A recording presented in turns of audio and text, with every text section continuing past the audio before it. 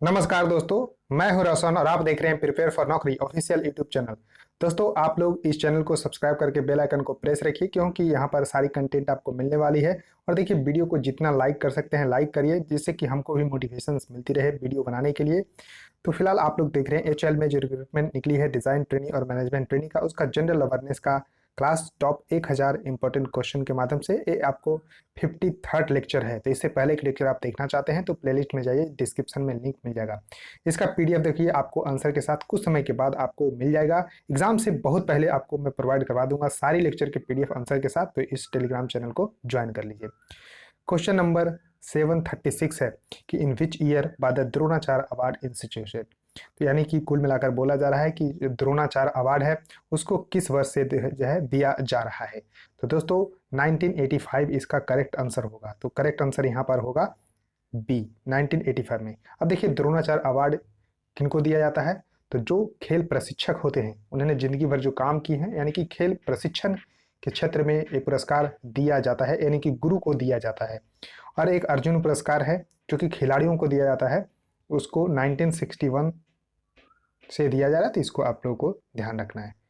Question है कि which of the following state will you go to enjoy the famous Gaura Gauri Puja that is celebrated every year. तो देखिए, गौरी गौरा जो पूजा वो वहाँ आपको ध्यान रखना है कि किस राज्य में जो है मनाया जाता है।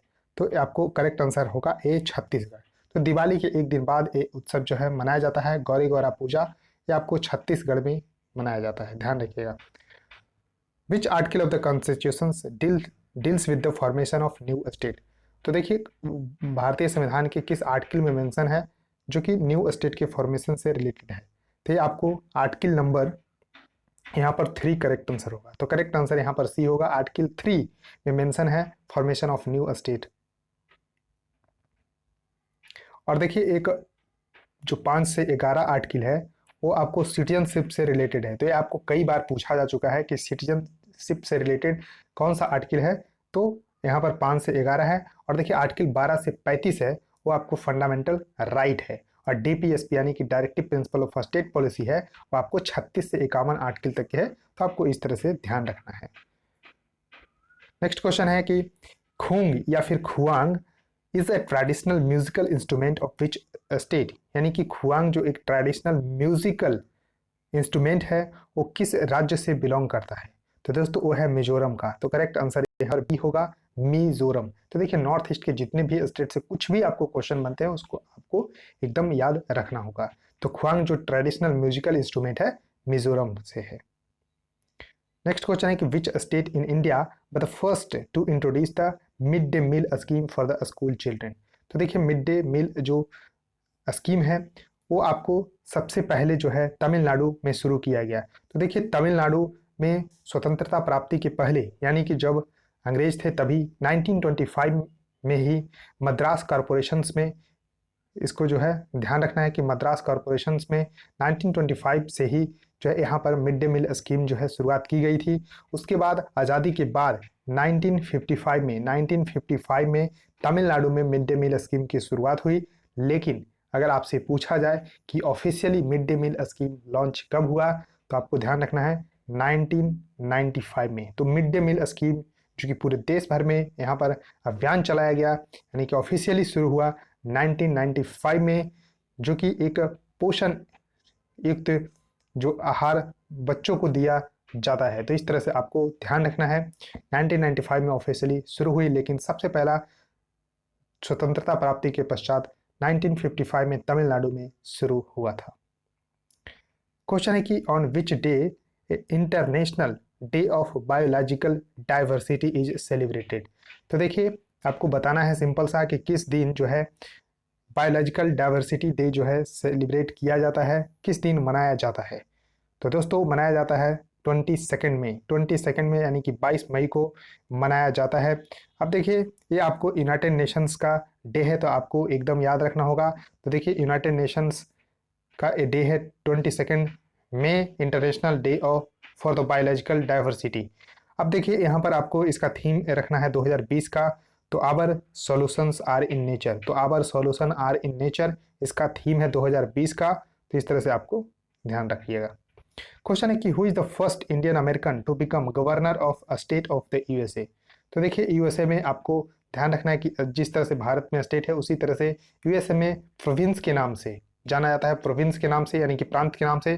तो जो प्रोविंस के बने थे बॉबी जिंदल, तो बॉबी जिंदल बने थे तो किस प्रांत के, तो लुसियाना, जो लुसियाना प्रोविंस के गवर्नर बने थे। तो ये आपको ध्यान रखना है, बॉबी जिंदल इसका करेक्ट आंसर होगा। B is the correct answer for this question, यानी कि Bobby Jindal was the first Indian American to become governor of the Louisiana state of USA. Question है कि which of the following sites of the Indus valley civilization is not on the bank of the river Indus. तो देखिए सबसे पहले जो Indus valley civilisation है उसको हड़प्पा की सभ्यता बोला जाता था, हड़प्पा सभ्यता के नाम से जाना जाता था, क्योंकि सबसे पहले जो है हड़प्पा साइट की ही खोज हुई थी। लेकिन बहुत फिर बाद में पता चला कि बहुत सारे साइट हैं जो कि इंडस रिवर के किनारे हैं। तो आपको यही बताना है कि इंडस रिवर, तो इसको फिर नाम पड़ेगा Indus valley civilisation.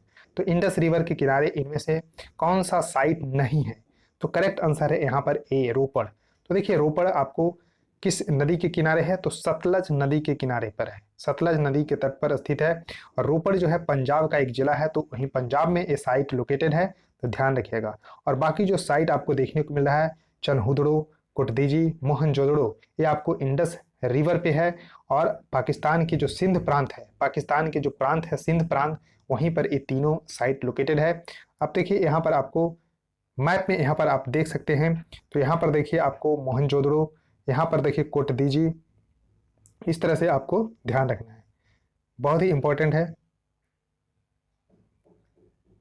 Next question है कि related area of the golden revolution, यानी कि गोल्डन रिवॉल्यूशन जो है वो किस एरिया से रिलेटेड है, तो ये आपको है फ्रूट प्रोडक्शन से रिलेटेड। तो करेक्ट आंसर यहाँ पर होगा सी, फ्रूट प्रोडक्शन से रिलेटेड है गोल्डन रिवॉल्यूशन। अब देखिए जो कृषि के क्षेत्र में बहुत सारे रिवॉल्यूशंस हुए हैं उसको आप लोग को मैं यहाँ पर एक हाईलाइट कर रहा हूँ। देखिए ग्रीन रिवॉल्यूशन है फूड ग्रेन प्रोडक्शन से रिलेटेड, गोल्डन रिवॉल्यूशन है देखिए फ्रूट प्रोडक्शन, ग्रे रिवॉल्यूशन है फर्टिलाइजर, ब्लू रिवॉल्यूशन है फिश प्रोडक्शन, ब्लैक रिवॉल्यूशन है पेट्रोलियम, पिंक रिवॉल्यूशन है प्रॉन, राउंड रिवॉल्यूशन है पोटैटो, रेड रिवॉल्यूशन है मीट या टोमेटो, सिल्वर एग या poultry production, white milk production, yellow wild seed production. तो ये आपको जो रिवॉल्यूशंस है इसको आप स्क्रीनशॉट लेकर याद जरूर रखिएगा, रिवाइज करते रहिएगा। अब देखिए क्वेश्चन है कि Pasi Kongki is a folk dance of which state. तो आपको पासी कोंगकी एक फोक डांस है कहाँ का, तो अरुणाचल प्रदेश का है। तो अगेन नॉर्थ ईस्ट का एक क्वेश्चन है, तो आपको ध्यान रखना होगा कि पासी कोंगकी एक फोक डांस है, ये अरुणाचल प्रदेश का है, आंसर ए सही होगा। क्वेश्चन है कि which of the following is the base year of a new WPI series effective from April 2017। तो देखिए 2017 के अप्रैल महीने से इफेक्टिव हो गया है WPI सीरीज। WPI है wholesale price index, wholesale price index, जो कि देखिए पूरा जब होलसेल सामान खरीदते हैं तो उस यानी कि होलसेल हो गया तो होलसेल प्राइस इंडेक्स, और एक होता है कंज्यूमर प्राइस इंडेक्स CPI। तो जो आपको WPI जो सीरीज है जो कि अप्रैल 2017 से इफेक्टिव हुआ है उसको कैलकुलेट करने के लिए कौन सा बेस ईयर जो है यूज किया जा रहा है, तो 2011-12 इसका करेक्ट आंसर होगा। 2011 और 12 इसका बेस ईयर रख दिया गया है। अब देखिए यहाँ पर आपको ध्यान रखना है कि WPI को पब्लिश कौन करता है। तो देखिए जो WPI है उसको इकोनॉमिक एडवाइजर जो कि ministry of commerce and industry के अंतर्गत आता है, वही जो है इसको पब्लिश करता है, आपको ध्यान रखना है। क्वेश्चन है कि which state does not share its boundary with Myanmar. तो देखिए म्यांमार के साथ 4 स्टेट जो है बाउंड्री शेयर करते हैं, नॉर्थ ईस्ट का है। आपको देखिए मैप में सबसे पहले दिखाता हूं, तो देखिए इधर आपको म्यांमार जो है देखने को मिल रहा है। म्यांमार देखिए आपको अरुणाचल प्रदेश, नागालैंड, मणिपुर और मिजोरम के साथ बाउंड्री शेयर करता है। तो ये आपको देखिए सिक्किम तो ऑल टुगेदर बहुत ही दूर है म्यांमार से, तो आपको ध्यान रखना है कि सिक्किम, तो 4 राज्य याद रखिए, अरुणाचल प्रदेश, तो देखिए इसको याद रखने के लिए नमामि याद रख सकते हैं। देखिए नागालैंड, मणिपुर और मिजोरम, नमामि इस तरह से याद रख सकते हैं। तो इस क्वेश्चन का आंसर आपको पता चल गया होगा कि सिक्किम इसका करेक्ट आंसर है। तो सिक्किम म्यांमार के साथ जो है बाउंड्री शेयर नहीं करता है। उसके बाद देखिए नेक्स्ट क्वेश्चन आपके सामने है कि who among the following drafted article 370 of the constitution of India. तो देखिए जो आर्टिकल 370 है था पहले, उसको अभी जो है रिपील कर दिया गया, तो वो आपको जम्मू कश्मीर से रिलेटेड था। लेकिन 31 अक्टूबर 2019 से इस आर्टिकल को हटा दिया गया। इसमें जो है तो ये जम्मू कश्मीर से रिलेटेड था, लेकिन इसको ड्राफ्ट किसने किया था? तो गोपाला स्वामी अयंगर ने इसको ड्राफ्ट किया था। तो करेक्ट आंसर यहाँ पर डी होगा, Gopala Swami Ayyangar drafted the article 370। Next question है कि who had propose the motto of Olympics. तो देखिए मोटो ओलंपिक का है, तो इसको प्रपोज किसने किया था? तो पियरे डी कोबार्टिन इसका करेक्ट आंसर होगा। तो पियरे डी कोबार्टिन इसका करेक्ट आंसर होगा। अब देखिए इसका जो मोटो है वो 3 शब्द से मिलकर बना है, लैटिन वर्ड है सीटियस, अल्टियस और फोर्टियस। सिल्टियस, अल्टियस और फोर्टियस, जिसका मतलब होता है फास्टर, हायर और स्ट्रॉन्गर, यानी कि तेज, ऊंचा और बलवान। हिंदी में होगा जो ओलंपिक का मोटो है वह तेज, ऊंचा और बलवान। लैटिन वर्ड में है इसका सीटियस, अल्टियस और फोर्टियस। इंग्लिश में है फास्टर, हायर और स्ट्रॉन्गर। तो इसको दोस्तों ध्यान रखना है, एडॉप्ट किया गया था 1894 में।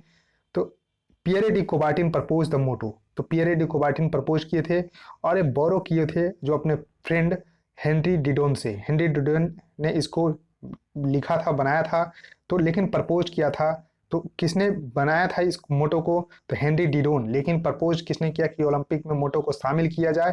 तो पियरे डी कोबार्टिन ने। तो इसको आपको ध्यान रखना है। और सबसे पहली बार इसको मोटो को प्रस्तुत कब किया गया? तो 1920 के ओलंपिक जो हुआ था, 1920 के ओलंपिक हुआ था एंटवर्प, बेल्जियम में। तो उसी ओलंपिक में इसको प्रस्तुत किया गया। तो सबसे पहले 1920 के एंटवर्प ओलंपिक, जो कि बेल्जियम में एंटवर्प है, तो वहीं पर इसको प्रस्तुत किया गया।